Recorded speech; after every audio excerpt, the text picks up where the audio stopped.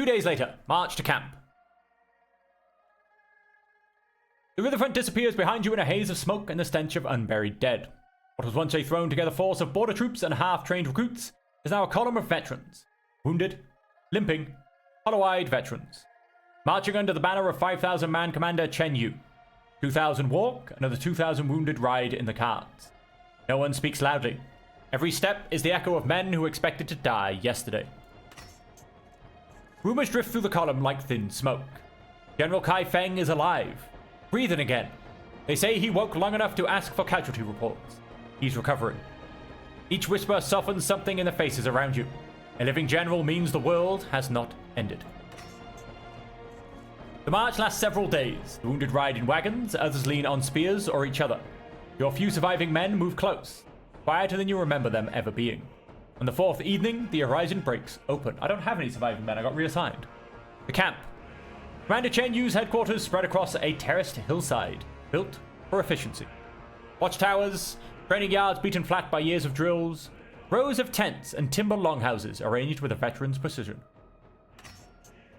As the column enters through the northern gate, workers, smiths, scribes, and junior officers pause to watch with quiet respect reserved for those who survived a thing others cannot imagine.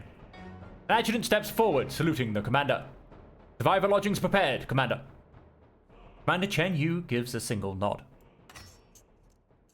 The adjutant turns sharply and raises his voice. All new attachments to Commander Chen Yu. Form by squads. Follow for lodging assignments.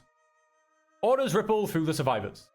You and your remaining men fall into formation, following the line of adjutants up the terraces.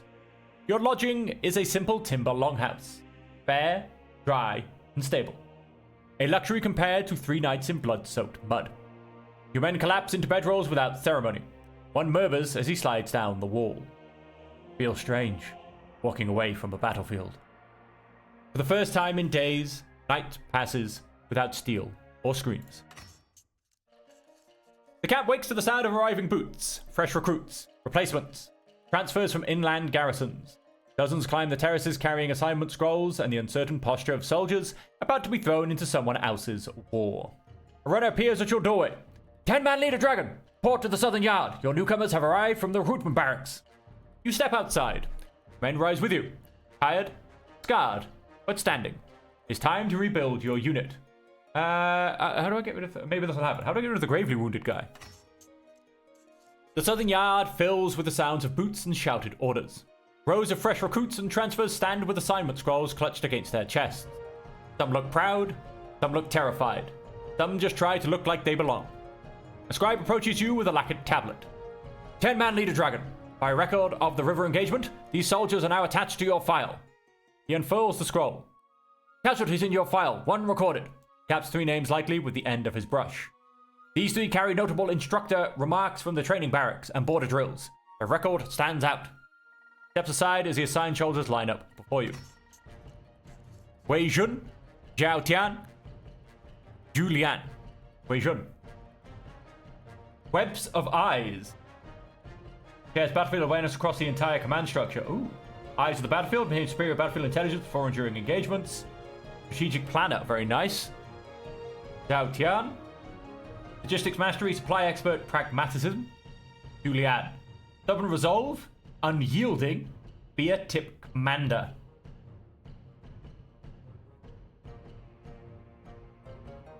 Nice.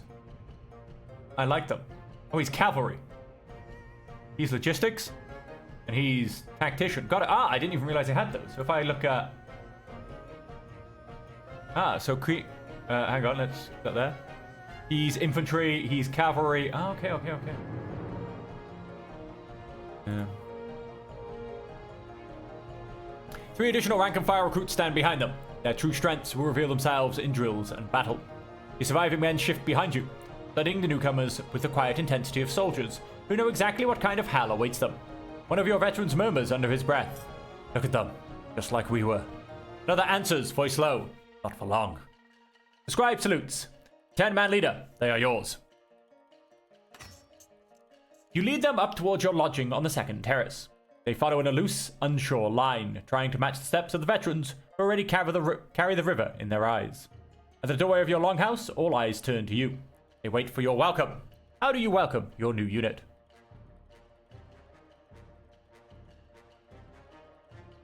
Survive the march, you'll survive the rest, together.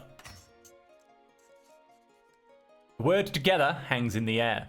Some recruits glance at each other. We're doing on numbers. Yeah, I mean, definitely still pumping down pressure, flanking. Not really my thing. I'm not a flanker. Some recruits glance at each other, unsure. Your veterans catch it immediately, nodding, gripping their weapons a little tighter. The day passes in the rhythm of soldiers learning to breathe as one. Around the fire, your veterans tell the story of the riverfront, the mud, the screaming, the moment the flank nearly broke. The newcomers listen with wide eyes, some leaning forward, some gripping their knees. Ma Chao describes the duel you fought, voice low and steady. How the enemy commander fell. The newcomers glance at you differently after that. You watch them, learn their names. Notice who asks questions and who stays silent. Who sits close to the veterans and who keeps distance. Who has the eyes of someone who might survive this. By nightfall, they're no longer strangers. Not yet brothers, but no longer strangers. At dawn, a runner appears at your door. 10-man leader dragon, report to the 100-man captain's pavilion. Your men go quiet. Straighten your cloak and follow the runner up the terrace steps. The pavilion is a broad frame of oak beams and red cloth. Open on one side to the training yards. Side, a single man sits behind a low table. Tao Renhei, unyielding, fortification expert, adaptive survivor. I like him. He's an infantryman. Here's my 100-man captain. His hair is threaded with grey. A thick scar cuts from jaw to ear. He does not stand when you enter. 10-man leader dragon, his finger taps the scroll. Sit. You kneel across from him. An adjutant passes him a scroll. Tao Renhei reads without comment. River engagement, right flank. Tap. 3 days. Tap. Holding the bend under cavalry and infantry assault. His finger stops. Maintaining cohesion under partial collapse. He looks up. Duel with the enemy's 3,000-man commander. Tap. Enemy officer killed. Tap, tap. Impressive. His finger lingers on a line. All lucky. Which was it? His finger taps. Once. Twice. Stops. If you had died in that duel, he doesn't look up. What happens to that flank? How do you answer?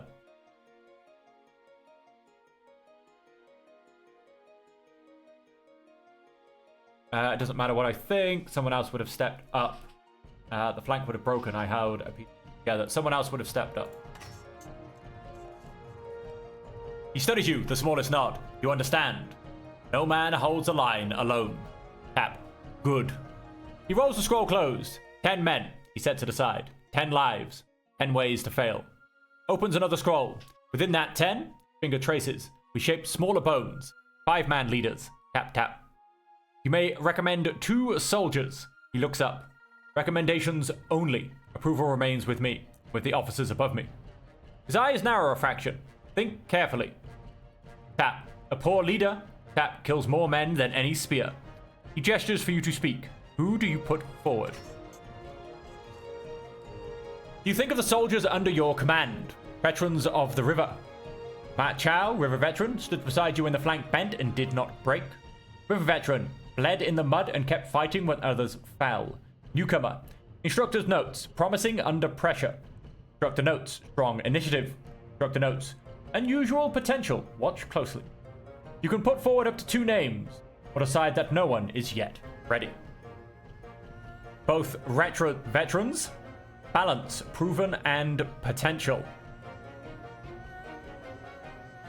Only Ma Chao, no one else is ready. No one is ready yet. Oh, so I don't get to just purely pick? Right then. I mean, these two are cavalry people. You know? Watchful Shepherd, overwhelming force, unyielding. Reps of eyes of the battlefield, strategic planner. Do like Wei Jun. I want Wei Jun and Qian Bo, to be honest. That's who I want.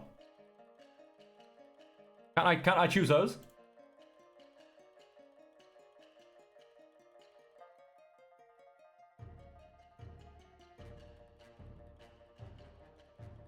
I want Qian Bo and Wei Jun. I don't want Ma Chao.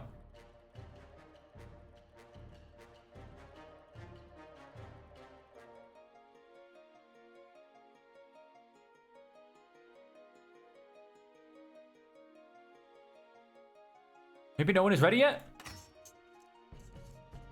Your command has expanded. You can now assign officers to specialist roles within your unit. Rarer officers provide greater bonuses when it matters most. You hold your judgment until they prove themselves. You shake your head. No one is ready yet. Silence. He watches you. Harsh. Tap, tap. Not always wrong. He sets the brush down. No promotions. Tap, but understand. Finger taps one final time on your name. Your 10 breaks in battle because no one can hold them when your back is turned. Stops tapping. Weight of that decision is yours. He rolls the scroll closed. Go. Make this 10 something that does not die easily. As you leave the pavilion, you catch a final impression of him. A man carved from old campaigns. Still watching. Still weighing what kind of officer you will become. Your unit is small, 10 souls including yourself. But every army, no matter how battered, must shape its bones. Under higher ranks, companies divide into vanguards, lines, scouts, archers, support, and engineers. With only 10 men, your structure is not separate squads, but intent. How your file will move, hold, strike, and survive. Karenai's words echo in your mind. Make this 10 into something that does not die easily. You gather your soldiers outside your quarters, all watching you with the wary respect earned along the river. Now you must decide how your 10 will fight. How will your 10-man unit operate?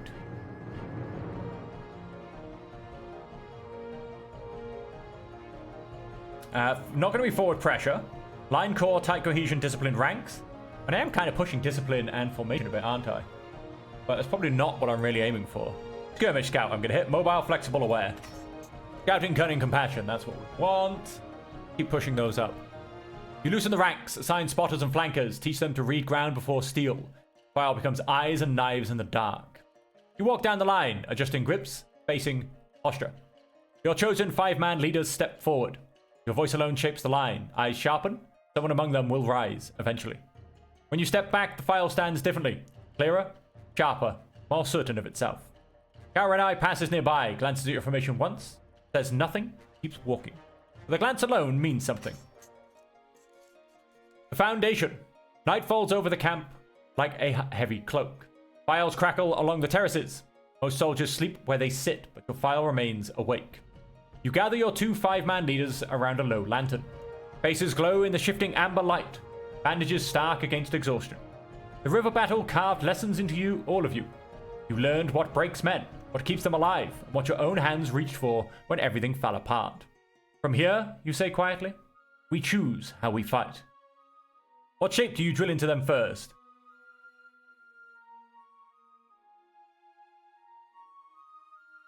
Got a line. Same thing I just said we were going to do. Your leaders nod at the logic. Formation that moves like water, meant to read ground and react before the enemy can strike. Your file takes in the concept, weighing it. No one moves. No one speaks. They all understand what this choice means. Information is not a pattern, it is a language. A promise, a future. A scatter line became the seed of something far larger than tonight. For the coming weeks and the months beyond, your 10-man unit will hammer this idea into their bones. Morning after morning, you will drag them onto the training terraces. Evening after evening, you will correct spacing, grips, footwork, angles of advance or retreat. Your file will rise before dawn, collapse after dusk, and sleep with the formation still echoing in their muscles. By the time the next battle horns call the army to march, your men will not merely know this formation, they will become it. Tonight, though, is only the first spark. Weeks pass. Dawn after dawn, your voice echoes across the terraces. Your 10 rise with stiff backs and aching legs, but they rise all the same. The formation you chose, scatter line, begins as a rough idea. A sketch in the mud, a pattern they stumble through. But repetition shapes men. Shields lift with clearer timing. Footwork sharpens. Space tightens or loosens as required. Breath falls into unified cadence. Your 2 5-man leaders grow into their roles as well. Machal drills the newcomers with quiet steadiness, whilst your second leader pushes the slower ones with sharp commands. I don't have any. You now assign your officers to specialized role. Assigned roles grant situational bonuses to role outcomes. Officers can be assigned outside of battle. Removing an officer from a role may affect loyalty.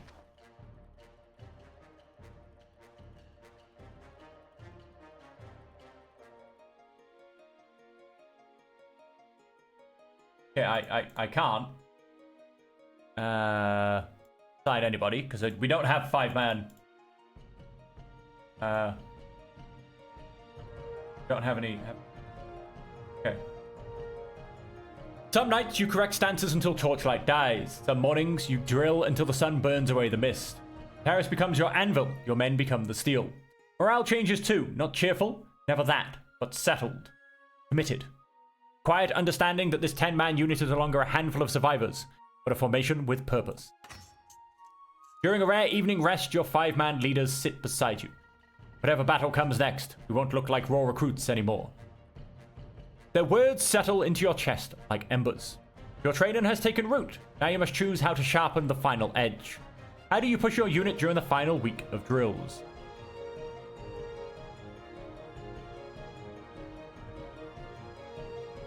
Sharpen discipline and timing, morale and camaraderie. Find terrain sense and adaptability. How to know terrain sense and adaptability. Let's keep pushing the same stuff. Your men learn to read ground as well as they read steel. By the end of the 3rd month, your 10 stand straighter, move cleaner, react faster. Their eyes no longer wander. The look of soldiers who have been shaped and not merely trained. A formation has taken form. A file has become a unit. Soon, battle horns will call again. No army survives a battle without gathering ghosts. After weeks of drills, the camp settles into rhythm. Beneath the surface, fault lines show. Messenger arrives from headquarters. Messenger from headquarters passes by with scrolls. Officers whisper outside pavilions. Veterans trade glances as they say more than words. Tonight, a disturbance reaches your unit. 2 soldiers stand apart from the fire pit. Voices low but sharp, enough to cut the quiet. Tian Bo, a river veteran whose blade shook in his first battle, and Jiao Tian, a newcomer with a promising record but an ego still too brittle. Your 5-man leaders notice the tension before you do. Ma Chao murmurs. They've been circling each other for days. Going to break something if you don't step in. You approach just as their argument cracks open. You talk like you've seen war, but you weren't there when the river boiled with bodies. I don't need your memories, I follow the formation, better than you ever did. Your unit goes silent. This is more than pride. It is the kind of fracture that can split a file under pressure. How do you address the conflict?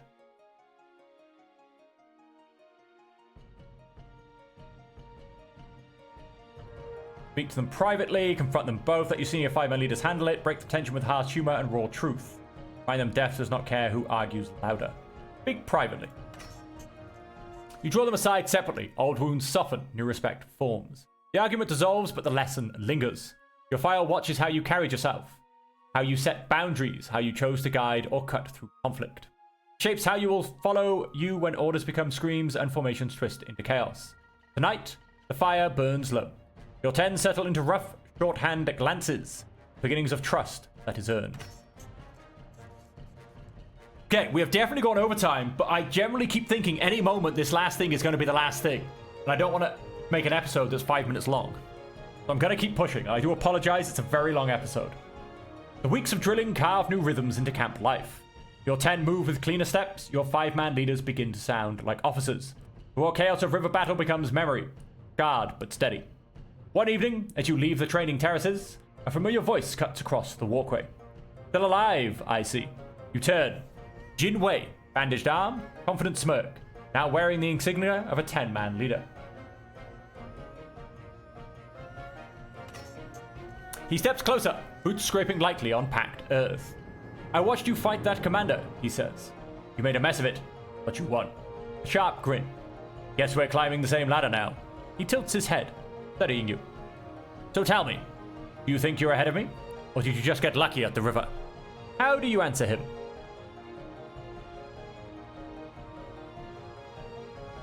We both stood our ground, that's all that matters. You choose unity over competition.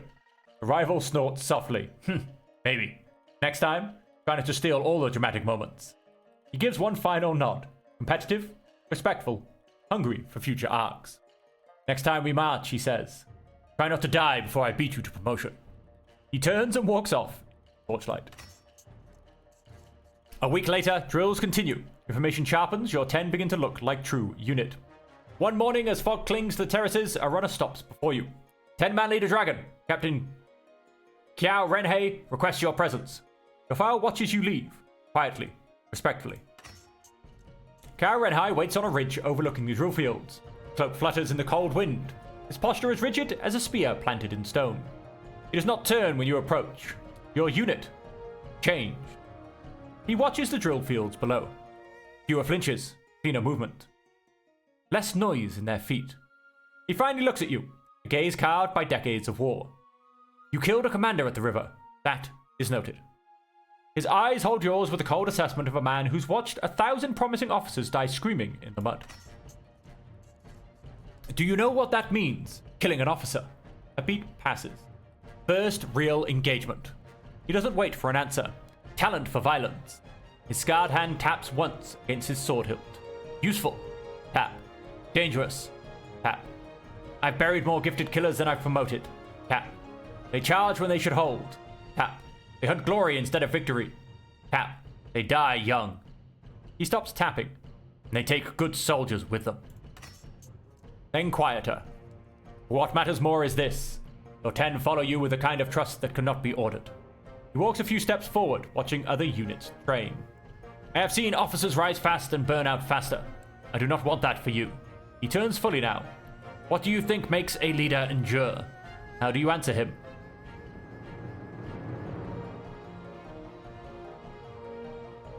Understanding, keeping the men alive. You speak with quiet conviction. Karenhai nods slowly, a rare answer, and a hard one to uphold. Karenhai's gaze settles on you for a long, measuring moment. Keep shaping your men, he says quietly. When the horn calls us again, we will see what kind of officer you become. He turns without ceremony, cloak shifting in the morning wind, his familiar limp marking each step as he disappears back into the fog. Okay, so at this point, despite what I said earlier, I will end up splitting this into two at some point. I apologize, the end of the beginning of the last episode is going to be a bit weird, but this is getting far too long. But I have no idea when this ends. I don't think there's a second fight involved, but we'll see. Months pass, seasons shift across the terraces. Your 10 drill until their muscles burn, until your chosen formation lives inside their bones. Karenhai watches from a distance. Rival officers sharpen their own files. Rumors of new fronts move through the camp like restless wind. Then, one cold morning, you hear the horns again. This time, it's the war horns. The long, steady call that means the army is moving out. Your men gather outside your quarters. Packs ready, armor strapped, faces hardened by months of discipline and memory. Some were river survivors. Some were raw recruits. You hammered into soldiers. Now they stand as one. Your file. Before you lead them to the mustering yard, they wait for your words. How do you address them on the morning the army marches again? Watch for openings, we strike smart, not wild. Listen to me. Your voice drops. Oh, I've got a point in flanking now, I think. Where's flanking? Where's flank? 3 points in flanking. Ooh la la. Listen to me. Your voice drops, forcing them to lean in. Focus. The enemy expects charging idiots. Berserkers, meat for the grinder. Tap your temple. We're not that. We think. We watch. Find the moment their formation cracks, then we drive the blade deep. Their eyes sharpen. Pupils dilate. You can see the shift from nervous recruits to predators learning to hunt in a pack. Kill clean, think fast, stay alive. That's the order. The horns sound again. Long, steady, unmistakable. Your 10 fall into a step beside you. No longer recruits, no longer scattered survivors. A formation shaped by blood. Discipline, and the long months that forge them into something more. You lead them towards the mustering yard. Their footsteps match your own. A quiet strength settles around you. The chronicle turns a page, and here for now the ink pauses. The lantern light fades. The drums of the 7 states echo across the dark. Your 10-man unit marches towards its next campaign. And the chronicle waits for the hand to write what to come. And that is the end of the demo. More officers to recruit, promotions to earn, battlefields to conquer. In the full game, you will earn more traits, develop a tactical doctrine, build a reputation, and equip new weapons. Each comes with a cost. So if you have enjoyed it, don't obviously forget, as you can see here, follow the campaign, add to wishlist. You can find it on Steam already. You can play the demo yourself. And of course, they do have a Discord as well if you want to follow progress. I very much enjoyed it. I will definitely be coming back to play this when it hits early access. I'm not 100% sure when that is, if I'm honest. We'll see what happens. And so until then, as per always, thank you all so much for joining me. I hope you have enjoyed it. And until next time, as per always, I hope that you will stay safe, happy, and healthy.